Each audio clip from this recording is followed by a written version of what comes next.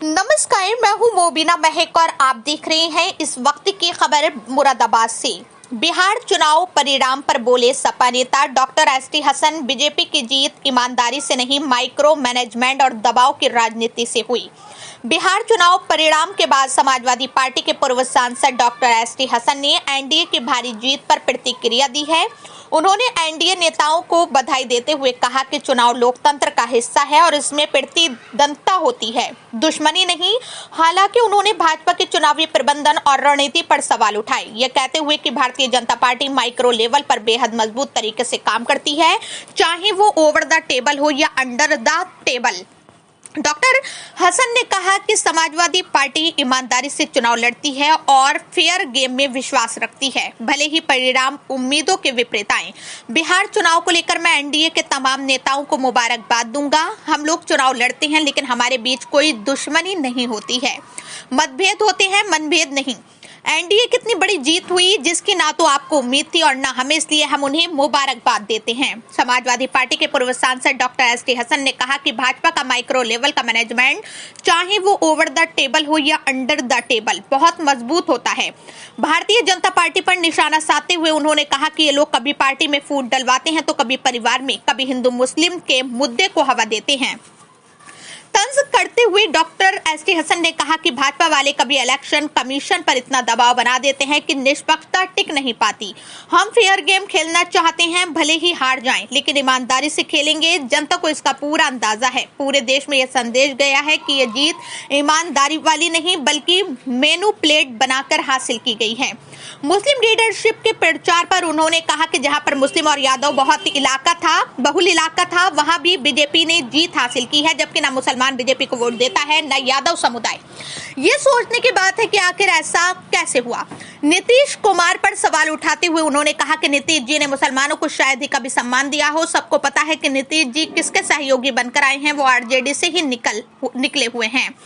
जब भाजपा नेताओं से पूछा गया कि बिहार जैसे ही नतीजे बंगाल में भी देखने को मिलेंगे, तब डॉक्टर एसटी हसन ने कहा कि जब भाजपा साम दाम दंड भेद सबका उपयोग करेगी, वोटिंग, पोलिंग, काउंटिंग, हर स्टेज पर पूरी ताकत लगाएगी, तो नतीजे उससे अलग कैसे होंगे। भाजपा देश की सबसे बड़ी पार्टी है और देश पर उसका असर है। बंगाल में भी यही रणनीति अपनाई जाएगी ताकि तृणमूल कांग्रेस को हराया जा सके। बिहार चुनाव में मुख्यमंत्री योगी आदित्यनाथ के प्रचार को लेकर डॉक्टर एसटी हसन ने कहा कि जहां योगी आदित्यनाथ प्रचार करते हैं वहां पर जीत होती है। जब उनसे पूछा गया कि समाजवादी पार्टी के राष्ट्रीय अध्यक्ष इस हार के लिए एसआईआर को जिम्मेदार मान रहे हैं, क्या वो भी ऐसा मानते हैं, डॉक्टर एसटी हसन ने कहा कि सबको पता है कि एक कमरे के अंदर 99 वोट पड़े हैं। सबको समझ आ गया होगा कि आखिर कैसे वोट पड़े। हालांकि उन्होंने कहा कि इस तमाम स्थिति के बावजूद भाजपा नेताओं को भी बधाई देता हूं। देखिए, मैं मुबारकबाद दूंगा एनडीए के सारे नेताओं को। हम लोग चुनाव लड़ते हैं, हमें आपस में कोई दुश्मनी तो होती नहीं है। मतभेद होते हैं, मनभेद नहीं हुआ करते। उनकी इतनी बड़ी जीत हुई है जिसका किसी को उम्मीद नहीं थी, ना ही आप लोगों को उम्मीद होगी, ना हमें उम्मीद कि वो इतनी जबरदस्त तरीके से बिहार के अंदर आएंगे। अब इसमें तो हम समझते हैं कि बीजेपी का जो मैनेजमेंट है और माइक्रो लेवल का मैनेजमेंट, चाहे वो ओवर द टेबल हो या अंडर द टेबल हो, वो बहुत जबरदस्त होता है। कभी पार्टियों में फूट डलवाना, कभी खानदान में फूट डलवा के दूसरों को खड़ा कर देना, कभी हिंदू मुसलमान करना, और कभी इलेक्शन कमीशन पे इतना दबाव बना देना कि वोटों की हेरा फेरी होनी शुरू हो जाए। तो ये सारा मैनेजमेंट हम लोग नहीं कर सकते।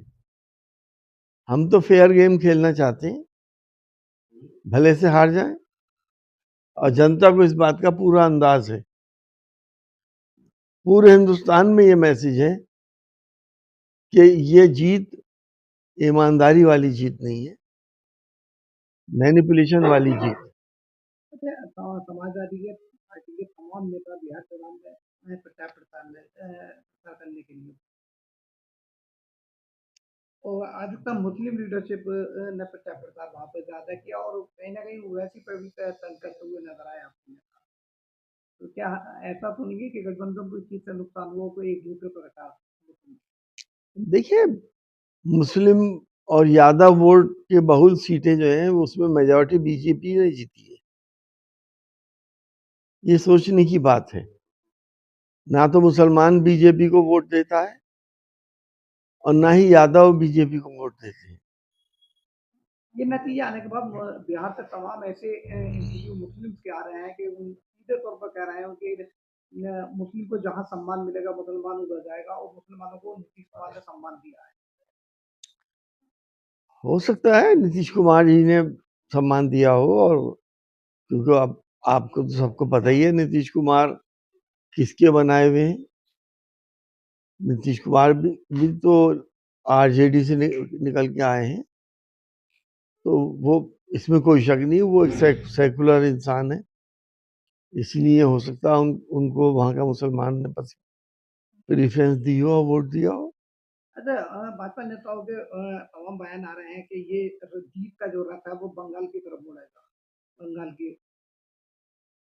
हाँ भाई, इतना कॉन्फिडेंस है उनको कि जिस तरह से साम दाम दंड भेद करके और वोटिंग का पोलिंग और काउंटिंग हर चीज में पूरी पूरी अपनी ताकत लगाकर, हर तरह की ताकत लगाकर जब वो लगाएंगे, रूलिंग पार्टी है, देश की सबसे बड़ी पार्टी है, देश के ऊपर उसका रूल है, तो वहां भी कोशिश यही की जाएगी कि किस तरह से